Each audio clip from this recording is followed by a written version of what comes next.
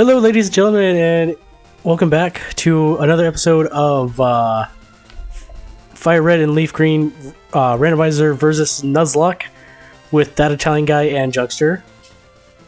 Hey. And how you doing? How's it going, dude? How's it going, dude? Okay. So in the last channel, or the last channel, I don't know what the fuck you were watching. On the last channel. On the last episode, on Junkster's channel, we continued our venture on whatever route this is. I can't remember. Well, I'm going to Route 14 right now. I am on Route 15, and I'm gonna make my way to Fuchsia City. Oh, you're really close to Fuchsia City. Yeah, I'm just gonna take out these last few trainers. I seriously need to get to a Pokemon Center because, like, literally, like, half my team is in bandages, I think. Oh boy. Yeah. Wait, was this person's name Developer Doodily? I mean, you'll have to find out after you beat him. Oh my god, dude! I specifically remember in, like, I think we were on the SSN that, like, so many people's name were freaking Developer Doodily. I was like, Howdily Doodly, neighbor. Yeah, we're like developers. And the Rocket Hideout, everyone was named Schoolgirl. Yeah, Schoolgirl and Developer. Howdily Doodly, neighbor. Howdily Doodly. I always remember when Pokemon, like, Pokemon Go first became, like, very popular. There was this meme where it was Flanders, and freaking there was a Nidorino outside of his window. He's like Howdily Doodly need a Reno or something like that, and I started laughing. Nidorino. It was like, that's awesome. I thought it was like the funniest shit ever. I lost it. That's really funny. Yeah, it was Doodily. Fucking love that. I don't know why I find that name so funny. Can this high jump kick? Yes, it can. Get destroyed. Oh yeah, I remember you doing the whole Bobby thing, like explaining the Bobby and the Billy thing. Oh, okay, yeah. Slightly. Mostly because you sent me a Galarian Ponyta and a Galarian Corsola with those names, Bobby and Billy. Oh yeah, that was the whole thing for my work. Yeah. Mm-hmm. Yeah, I remember you telling me that. Or no, I remember me telling you that when I sent them. Yeah, you just said it was a thing you just said it's just a thing at work, and I'm like, oh, okay. Yeah, that's funny. There was something I was gonna say, like a topic that we could talk about this episode, but I forgot what it was. Well, it'll come back to you, probably. It's like my brain's like freaking smoking right now, like fucking smoke's coming out of my ears. You're just thinking way too hard. I know, right? Just like, god damn it, what was I gonna talk about? Oh, hey, that was a nice one shot. Latios in my games have color change. How do I know this? It just was up against a Latios. Were you just in a fight with one? Yeah. I literally just forgot what the opponent was gonna send out. I'll just go to Sanji to be safe. Yeah, knowing what they send out is quite important sometimes. He sent out Farfetch'd. I knew it was something stupid. And he's got Arena Trap. Oh, that's fantastic. I love Galarian Farfetch'd. I love Surfetch'd. Oh, dude, I used one in my first... Like, I did like okay, so I did 2 playthroughs of the game. I did my first playthrough where I used nothing but new Pokemon. Like, I didn't get any of the older time Pokemon. And then in my second playthrough, I did like a mix of them. And I used Surfetch'd, and I named it Urza because it was a female. Oh, nice. I like that. Do you like that reference? I do. Yeah, so I used it, and dude, oh my god, it fucking like swept through so much. Oh yeah, like I was surprised when I got it. Like I just got it because I just love the concept of it, and then I used it. I'm like, this thing's really good. Yeah, I don't know what it was. Like at first, I thought like, because I didn't see it the first time I played through the game because I was playing Shield. Because it's in one route and it has like a somewhat low spawn rate. Yeah, but when I saw, I think I saw the leaks for it. I was like, wow, that kind of.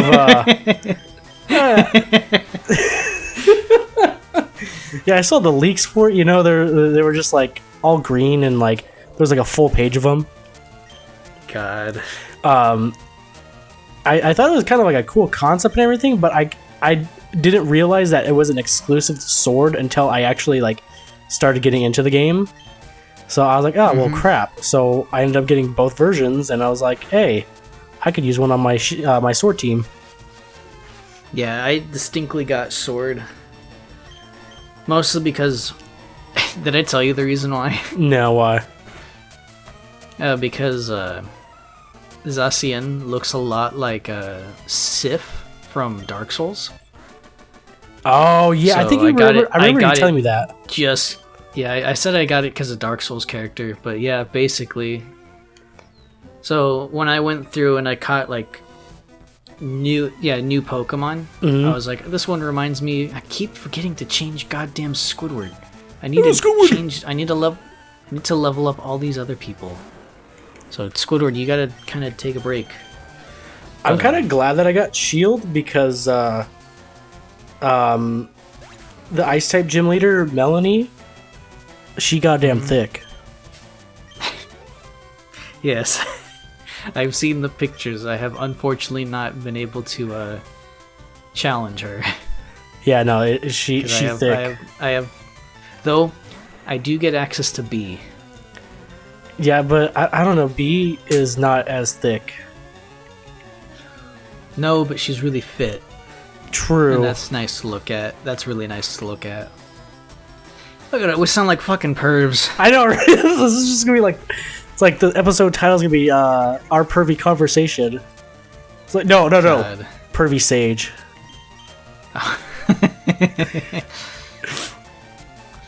God damn it, God. fucking Natsu. You would hit yourself a confusion. Okay, this is no bueno.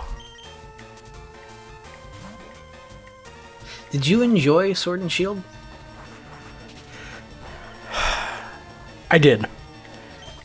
And you seem like you were prepared to say something else. I know, right? I was like, I'm gonna break some hearts right here. No, I actually very, very thoroughly enjoyed Sword and Shield. I didn't think I was at first. Like, at first, I wasn't gonna buy the game.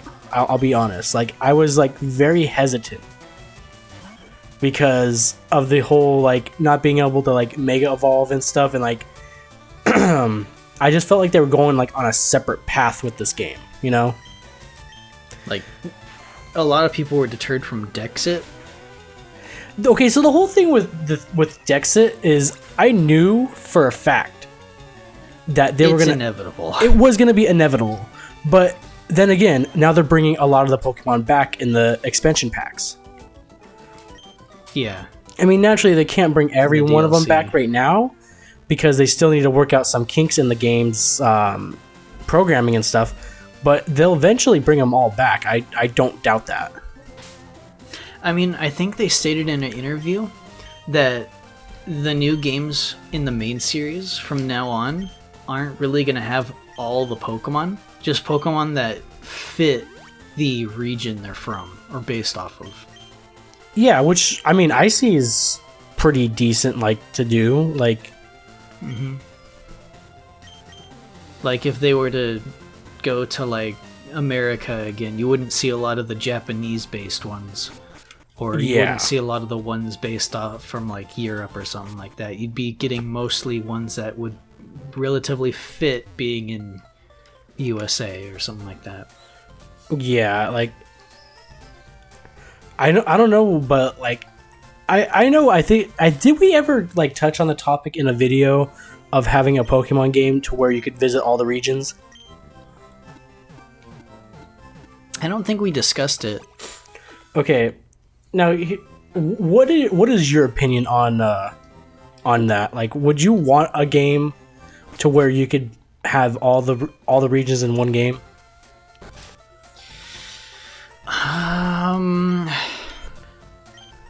I'd like a side game where I could do that, but I kind of want to see new stuff. Like, it's nice to also see remakes.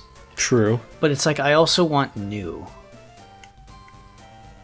Okay. So it's like, if they released a game where you can visit every single region, I don't expect it to be necessarily too fun. Mm-hmm. Mostly because what made a lot of the other games fun was the side story. There's the main story, which is, you go on to beat the gyms and beat the Elite Four and become champion. And then they threw in a side story, which later became the actual main story. So I feel like if you were to visit all the regions, you wouldn't be able to visit all those different stories. It'd just be you going to the gyms, which is completely fine. But I want the game to be premised on that. You going to each region to get all the gyms to become champion of all those things. Okay. But then comes to the thing where they'd have to then put in all the Pokemon and put in all that and whatnot. So it kind of becomes like sidetracked from that, because you have to get Pokemon. Do you want to use Pokemon from all over? Do you want to use Pokemon from a specific region? Plus, then you'd have to start from all the way from level 1 or level 5 again. Yeah. When you go to a new region, per se. So it's just like, it's fun on paper, but trying to actually put it wouldn't be possibly too fun. Yeah, I see your point. My kind of view on it is that I wouldn't necessarily want one to where you could go to every single region, but I think it would be a cool concept to where, you know how you could have multiple profiles on the Switch to where you could play like different run-throughs of Sword and Shield. Yeah. So this is what I was thinking. So you make a Pokemon game to where you could start in whatever region you want. So start in Kanto, Hoenn, Unova, whatever. And you could travel to one other region, and you get to pick whichever one. That's a good concept. Like, I feel like that's a little bit easier to do in a sense to where, like, the game wouldn't have to be, like, a monstrous size, and, like, it would probably keep the attention. Well, I don't get my counter. Did you kill your encounter? No, I was in the Safari Zone, and it ran away eventually. Oh, what was it? A Sharpedo. That's not bad. Yeah, I mean, I would have liked to have captured it, but I guess not. But yeah, the concept of being able to only go to one other region kind of is like in a sense smart, because one, you don't have to work like for 3 years just to make one game, and two, like I was trying to mention before, my counter ran away. It kind of like holds the audience's attention a little bit more than if you were to make a game to where it's gonna take 15 in-game hours, or no, not 15, like maybe 120 in-game hours just to finish it. Do I get rid of Safeguard for Dragon Dance, or do I get rid of Crunch? I get rid of Safeguard. Safeguard's kind of booty. I mean, it protects the user's party from all status problems for 5 turns. Yeah, but how many times are you going to actually hit Safeguard in a battle? I've actually used it a little frequently, but Really? I'll get rid of it. Yeah. Huh. Mostly because I'm afraid of poisonings. Oh, yeah. I mean, I'm going to use Dragon Dance much more, because it's honestly a good setup tool. Honestly, but we're at 15 minutes basically. All right. Let me just get onto here. Are you still in the Safari Zone? Yeah, I have 281 steps left, and I'm probably not going to get to where I need to go. Did you get what you need to get? Nope. No. You haven't gotten the gold teeth or surf. I need to return the gold teeth. No, I have not done that yet. I kind of went the wrong way. Do you want to do that next episode, or do you want to do that this episode? We're at 15 minutes. Let's just save it for next episode. I'm probably gonna have to like get kicked out of the Safari Zone and go back in anyway. So we could save that for the next episode. All right. Well, waiting on you then. All right, guys. Well, thank you for watching this episode. Next episode is gonna be over on Junkster's channel. So make sure you go and subscribe to him and watch that video. Link in the description below.